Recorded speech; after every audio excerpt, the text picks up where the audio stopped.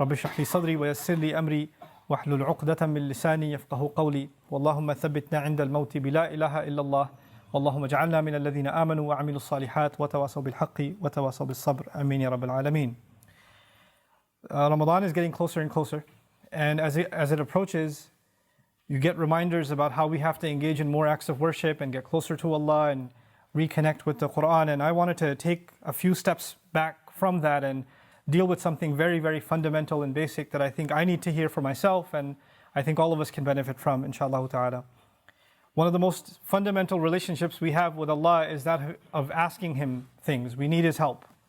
We need His help in our matters of religion. We need His help in our guidance, in committing to the right way, staying away from evil, of getting forgiveness. We need His help in spiritual matters for our iman. But we need His help for everything else in life too. We need His help for our family matters. We need His help for our health issues. We need His help for our financial issues. Many of you are stuck in impossible situations that nobody else understands. The only one who understands is you and Allah. You even try to explain it to somebody else, they don't get it. They don't understand it. Only Allah can know what it is that you're going through and the trouble that it's causing you. And so all of us are in one state or another in some kind of difficulty. Allah Himself describes the reality of human beings. لَقَدْ خَلَقْنَا الْإِنسَانَ فِي كَبَدٍ. We created the human being in exhaustive labor. Either you're mentally exhausted, emotionally exhausted, materially exhausted, workplace exhaustion, you're physically exhausted, tormented, your health is exhausted, your age is exhausted, your wits, you have a problem, you can't find it, you tried this solution, no solution is working, your creativity is exhausted. We're constantly in a state of kabad. We're stuck in one place or another. This is what preoccupies much of our mind. A lot of the time, you have to force yourself to think positive. Because if you don't force yourself to think positive, and you're just driving around, or you have a few moments to yourself, all your mind runs in your head is all the negative things that are happening. Every problem that needs solving, everything that hasn't been done yet that needs to get done. This is what we are preoccupied with. And of course, part of our relationship with Allah is we want to be able to ask Him to solve our problems, to ask Him for the things that we need, that we want from Him. What I wanted to start with today is actually one of the most important secret ingredients that you and I need to be able to ask Allah successfully whatever we want. And we all have things we want. And those are secrets between us and Allah. But if you're really going to be able to ask in a way that you're truly hopeful that Allah Azza wa Jal will respond to what you're asking for, there are some things that have to be in place. And one of the most important things that the Quran keeps highlighting that has to be in place is that you and I have to ask Allah to forgive us first. You have to ask Him to forgive us first. Before you ask Him anything else that you want or I want, we need to be able to genuinely ask Allah to forgive us. And I'm saying today, people ask, which dua can I make for forgiveness? Or what are the best words I can say for this dua? Or people have duas for separate occasions. So when a woman is expecting, she'll email me or she'll come up to me and say, look, I'm going to have a baby, which dua can I make right now? Or somebody will say, I'm going for a job interview, which dua can I make right now? Right? It was always this, give me the special dua for the special occasion. Let me tell you, those words are important because they're sacred and they're revealed. But the dua for all occasions is actually seeking Allah's forgiveness. The dua to open up all of your problems, get rid of all of your problems, the one dua that takes care of everything is genuinely seeking Allah's forgiveness. Nuh alayhi salam invites his people, for over 9 centuries. He's doing constant da'wah to them. And at the end of that career, he looks back and he summarizes the message that he was trying to give them. Of course, he didn't have one speech with them. He didn't talk to them once or twice. Laylan wa nahara, da'awtu qawmi laylan wa nahara. Night and day. He didn't even take nights off. He's constantly inviting them. And in a surah dedicated to his name, Surah Nuh, the surah of Nuh alayhi salam, he himself summarizes the entire message he was giving his people this whole time. What is it that I want from you? إِنِّي كُلَّمَا دَعَوْتُهُمْ لِتَغْفِرَ لَهُمْ. Every time I was inviting them, I was only inviting them, calling them to this faith, so you could forgive them, Ya Rab. So you could forgive them. And then literally he says, here's how I invited them. This is what I exactly said to them over and over and over again. قُلْت, I said, استغفروا ربكم. Seek forgiveness of your master. إِنَّهُ كَانَ غَفَّارًا. I'll come back to this part later. إِنَّهُ كَانَ غَفَّارًا. Certainly Allah is someone who keeps on forgiving and keeps on forgiving and keeps on forgiving. And He does it repeatedly. But what He says after that is so remarkable. He said, you people, and I need you to understand who he's talking to. He's talking to one of the worst nations in history. Nuh alayhi salam is described as one of the worst nations of all the nations. Places like Surah Al-Qamar, where Allah describes different nations, or even Surah Al-Dhariyat, Allah describes different nations of the past that rebelled against Allah, that rebelled against the prophets and were destroyed. When he gets to Nuh alayhi salam's nation, what does he say? وَقَوْمَ نُوحٍ مِّن قَبْلِ إِنَّهُمْ كَانُوا هُمْ أَظْلَمَ وَأَطْغَى. The nation of Nuh from much before, they certainly were more wrongdoing and more rebellious than everyone else. Like, he has the worst condemnation of the people of Nuh. It makes sense. They had a messenger not for one generation like every other prophet. They had a prophet, 3 generations, 4 generations every century. Every 2 decades there's a new generation of kids that have grown up. And he's seen that century after century after century after century. He's seen 40, 50 generations of people. And they've all rejected him. And he's making the same invitation to all of them. So the reason I brought this up is for a purpose. He's talking to very, very bad people. He's talking to the worst of the worst. What offer does he make to them? He says, "Istaghfiru rabbakum." Seek forgiveness of your master. Innahu kana ghaffara. He keeps on forgiving over and over and over again. You guys have been messing up over and over again. Allah keeps forgiving over and over again. But his offer doesn't stop there. He says, يُرْسِلِ السَّمَاءَ عَلَيْكُمْ مِدْرَارًا. Yursili. It's actually Jawab al-Amr here. What that means is, if you seek His forgiveness, then Allah will open up the sky for you and it'll start pouring on you. Now that could be a reference to rain. That could be a reference to rain. And ironically, it's not a reference that you will get flooded. They did get flooded, right? They did get flooded, but Allah is talking about a different kind of rain now. If you seek forgiveness, that same rain that destroyed them will be the rain that brings them life. They didn't pray for rain. They didn't ask for rain. And Allah just asked them to make dua to be forgiven. But if you asked dua to be forgiven, the sky will open up and start pouring. Now Allah did not say water will pour. Allah did not say water will pour. He said the sky will pour, because the sky has a lot more than water. The sky has forgiveness that comes from the sky. The sky has peace, tranquility, faith, your provision, the solution to your problems. They come from the sky. He will open the floodgates, and everything held from the treasures of Allah that you haven't been getting because you haven't been seeking forgiveness is going to open up. Just ask for forgiveness. You're asking to solve problem A, problem B, problem C. There are problems you don't even know you have. Allah knows that you have them.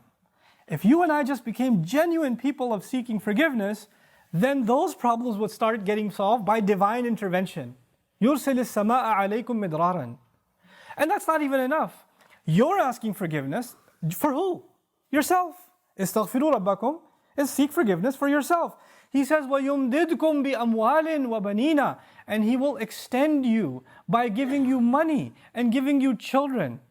He will further your good legacy with money and kids. It's not even money that will lead you away from Allah, because it's in the context of you seeking forgiveness. He'll give you good money that will lead to you doing more good and benefit you in this worldly sense and in the akhirah sense. And He'll give you good children that will give you goodness while they're alive. They will respect you, show you love, obey you, make you proud. They will give you happiness when they're alive. And even when you're gone, they'll continue to do good deeds that become a continuous investment for you after you're in your grave.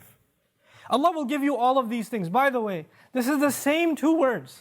Money and children. Later on, وَإِنَّهُمْ عَصَوْنِي وَاتَّبَعُوا مَنْ لَمْ يَزِدْهُ مَالُهُ وَوَلَدُهُ إِلَّا خَسَارًا. They disobeyed me, and they only follow the people whose money and his kids do nothing but cause them more loss. Money and kids are a means of loss.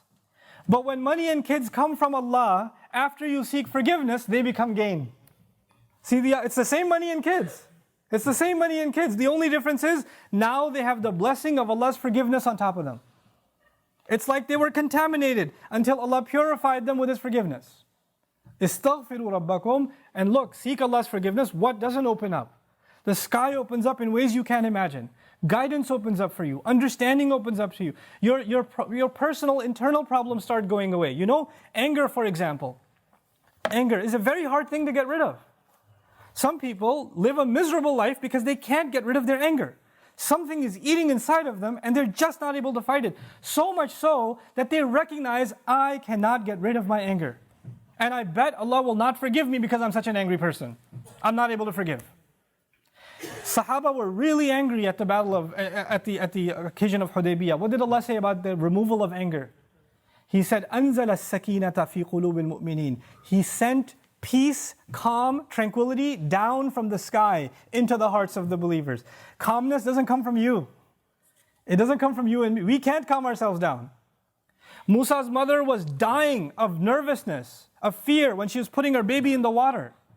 And Allah says, لَوْلَا أَرَّبَطْنَا عَلَىٰ قَلْبِهَا. Had we not tied her heart and kept her strong. Allah made her heart strong. She's not capable of that herself. She's too scarred for that. She's too traumatized for that. Allah, there is such a thing as divine intervention that will help you heal. There are sins that you have, tendencies that you have. Some people are very tempted by fahsha. Some people are very tempted by their anger. They can't control their anger. Some people are overrun with greed, constantly thinking about money. They can't even help themselves. The solution to these problems comes from Allah. This is how the sky opens up. The sky opens up for things that are deep inside you, and it comes and it solves that problem inside you. It cleanses you, just like the water cleanses the earth. So يُمْدِدْكُمْ بِأَمْوَالٍ وَبَنِينَ. But that's not enough. He says, وَيَجْعَلْ لَكُمْ جَنَّاتٍ وَيَجْعَلْ لَكُمْ أَنْهَارًا. He'll put in place for you gardens. He'll make rivers flow for you. This is Allah's way of saying, what will I not give you if you just ask for forgiveness? You and I think when we ask for forgiveness, the only thing we're getting is forgiveness. Allah is telling us, when you ask for forgiveness, there's nothing I don't give you. It's almost like you can ask for other things, or you could just ask for forgiveness and everything's covered. Everything's included. What's left? Money, children, the sky's opened up for all of your problems, gardens, rivers, all of it's ready to go. And by the way, seeking forgiveness, we're learning now, you would think, normally a person would think, when they're asking Allah's forgiveness, then, it's going to help them in their akhirah. It's going to help them in their afterlife. These ayat are telling us, no, Allah is not only going to help you in your akhirah, He's going to help you where? In this dunya. Think about Hajj. The biggest motivation you and I have for going to Hajj and getting our Hajj accepted is that our past sins are forgiven. We get a fresh start. That's the reason you go. You literally go in the clothes you're supposed to be buried in. Even in Hajj itself, when we're going to make the march, ثُمَّ أَفِيضُوا مِنْ حَيْثُ أَفَاضَ النَّاسِ وَاسْتَغْفِرُوا اللَّهِ. Go where people go, follow the people, follow the crowd, and seek Allah's forgiveness. Pour in and seek Allah's forgiveness. The essence of Hajj is seeking forgiveness. That's the purpose of it. That's the fundamental goal of it. And even in that, at the occasion of Hajj, what do we ask Allah? رَبَّنَا آتِنَا فِي الدُّنْيَا حَسَنَةً وَفِي الْآخِرَةِ حَسَنَةً. Every tawaf. Same dua, the dua from Quran that describes what you should do at Hajj. وَمِنْهُمْ مَنْ يَقُولُ رَبَّنَا آتِنَا فِي الدُّنْيا وَفِي الْآخِرَةِ رَبَّنَا آتِنَا فِي الدُّنْيا حَسَنَةً وَفِي الْآخِرَةِ حَسَنَةً وَقِنَا عَذَابَ النَّارِ. Give us good in this life and the next life. In other words, give us the kind of good in this life that guarantees the good of the next life. There is such a thing.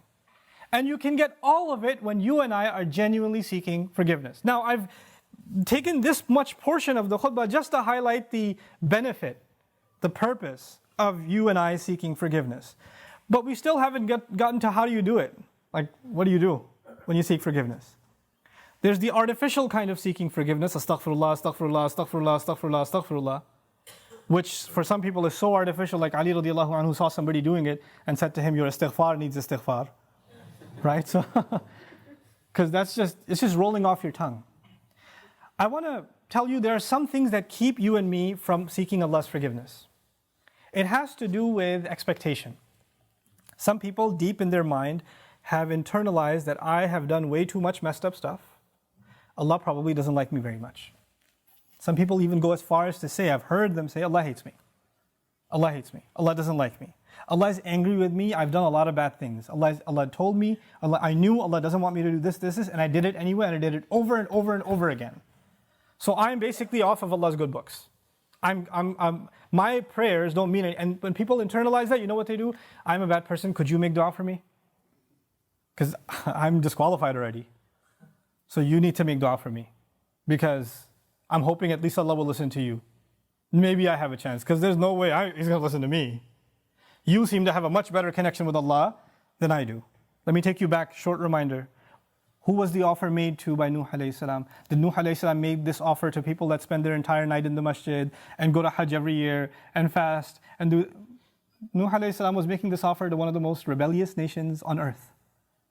Continuously rebellious. And he said, if you can just come ask forgiveness, not only will Allah give you forgiveness, He'll open up the world for you. In other words, you don't get to write yourself off. You don't get to say about yourself, I'm too far gone.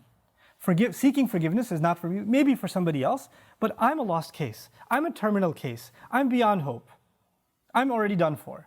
If anything, my mom will make dua for me, or this one will make dua for me. And this is where shaitan comes. Shaitan uses that. When shaitan, he takes advantage of the hopelessness of people, and that's one of the doors to shirk. You know that? One of the doors to shirk. Why? Because then religions come, false religions come that say, you're too messed up, let Jesus forgive you. You be good to Jesus, He'll take care of God for you. You know, He'll be in between. Or somebody will else come, they'll place somebody else in between. Somebody said, this saint, go to his grave. Go ask him, be good to him, put some chocolate in front of his grave, and he'll ask Allah to take care of your problems. Because you're too messed up. You can't deal with Allah, He's too angry with you. He, however, was in Allah's good book, so you go through him. This is how shirk opens up. In other words, the essence of our direct connection with Allah, which is what Iman is, which is what Tawheed is, which is what La ilaha illallah is. The essence of it is you get to ask Allah directly for what you need. And I'm telling you, I'm reminding myself, the thing we need the most, because it will take care of all of our needs, is seeking forgiveness. Now, there's a seeking of forgiveness by the tongue, and there's a seeking of forgiveness by the heart. Human beings tend to be defensive. If I criticize you for something, hey, I saw you said that. Why did you say that? I didn't mean it like that. You don't understand what I was going through.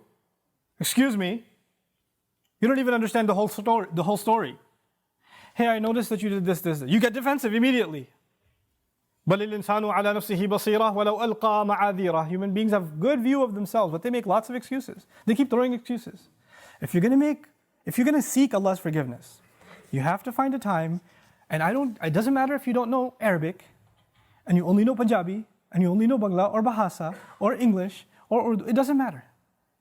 You speak to Allah, and you genuinely admit to Him what you've done wrong, and don't make excuses. It's really hard to do that. Because even when you stand in the mirror, you lie to yourself. You tell yourself, I'm not that bad. I have reasons for what I did. I have justification. I've been through a lot. But when you're going to come in front of Allah, you have to forget about justifying, because all of your justifications, He knows them already. He knows what you were going through. He knew it was a tough time. He knew that this was overwhelming you, that was overwhelming you. I was under a lot of stress, Ya Rab, that's why I drank. Don't give Him the reasons. He knows your reasons better than you do. You need to come to Him openly, without any filters, without any hesitation, with no guard, with no shame. Like you're embarrassed to even admit this to anyone, but until you completely, openly admit to Allah how messed up you've been and how you've messed up, completely openly. And as you do it, let me tell you, as you start verbalizing those things, I would be hard pressed to think tears are not going to roll down your eyes. It's impossible for a human being to open up so vulnerable before Allah, before anyone, and especially Allah, to open up so much and then not believe, not have tears roll down their eyes, because it's a moment of weakness. To the world, you have to show yourself as strong and confident and you're just fine. Everybody sees you and thinks everything's okay. But the only one who gets to know nothing is okay, there's a lot of problems, is Allah. And you have to open up to Him completely, and then you're going to be in a position to ask for forgiveness. Then you get to beg in sajda. Then it turns into something else. Then it's not just astaghfirullah, astaghfirullah, astaghfirullah. It's a real conversation with Allah. It's a real confession with Allah Azza wa Jal. That's a powerful, powerful thing. Try it for yourself. You have to find time alone to yourself. You have to make sure nobody else is listening. You can't even do it in the middle of the night. You get up from the bed, the wife is still in bed, you sit on the side of the bed, Ya Allah, forgive me, and she's listening. You can't do that. Be in the car by yourself. Doesn't matter. Be somewhere alone. This is just your time with Allah. Your alone time with Allah. And verbalize it. Hear yourself say it. There's one thing to just whisper it. And if you're just going to memorize a bunch of du'as in Arabic and you don't even know what they mean, and just recite them, If you're going to keep doing that, and those du'as are beautiful, they're powerful, but if your heart isn't speaking them, your tongue is speaking them, then you're not seeking istighfar yet. May Allah reward you for the dhikr that you're doing, for every harf that you're reciting, but that's not istighfar. Istighfar is something else. And when these tears come down, when this starts opening up, then the sky opens up. That's when that opens up. There's a connection between those two things. The last thing I want to share with you, just having hope with Allah. And for some people, it's very hard to accept that Allah will actually listen. They've been going through a problem for a long time, and they start assuming Allah is not listening, Allah doesn't care. What's the point of making dua anyway? The first thing is, the greatest gift you will ever get from Allah. You know what it is? Forgiveness. That's the greatest gift you'll ever get, whether you realize its price or not. Everything else that Allah says He will give you is an added benefit. Everything else. Now, let me give you an example. I have kids. Let's say one of my kids made me very upset. He did something wrong. I got very angry. You should not have done that. You should not have spoken like that. I can't believe you did that. And I scold him. Now that I scold him, he goes home, he goes back, and he was drawing something for me. He was making me a card, Abba, I love you. And here's a house I drew or something. He drew something beautiful for me. And when he drew it for me, who's he supposed to give it to? He's supposed to give it to me. But he crumpled it up and threw it in the garbage. And before he threw it in the garbage, his other brother asked him, hey, why didn't you give it to Abba? Why did you throw it away?